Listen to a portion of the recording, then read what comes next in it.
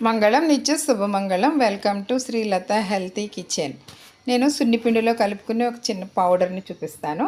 మనకు బత్తాయి, కమల, అలాగే దానిమ్మ చెక్కులు ఉంటాయి కదా, జ్యూస్ తీసేసుకున్నాక ఆ చెక్కుల్లో కూడా మంచి క్వాలిటీ ఆయిల్స్ ఉంటాయి అన్నమాట. అరోమా ఆయిల్స్ ఉంటాయి. ఇవి స్కిన్ని స్మూత్ చేస్తాయి. కాబట్టి మన సున్నిపిండిలో ఈ ఫీల్ తీసేసాక ఫీల్స్ అనేది పడేస్తాం కదా, వాటిని పడేయకుండా మనం ఎండబెట్టుకొని పౌడర్ చేసుకుంటారు చాలామంది. అలా కాకుండా ఈ మొక్కల్ని మనం ముందే పచ్చిగా ఉన్నప్పుడే చిన్న చిన్న ముక్కలుగా కట్ చేసేసుకోవాలి. కట్ చేసేసుకొని మిక్సీ చేసేసుకోవాలి అనమాట. ఎండిపోయాక అవి మిక్సీ అవ్వటానికి చాలా టైం పడుతుంది, మిక్సీ పాడైపోతుంది. ఇలా పచ్చిగా ఉన్నప్పుడే దాన్ని మెత్తగా చేసేసుకుని ఎండబెట్టేసుకోవాలి.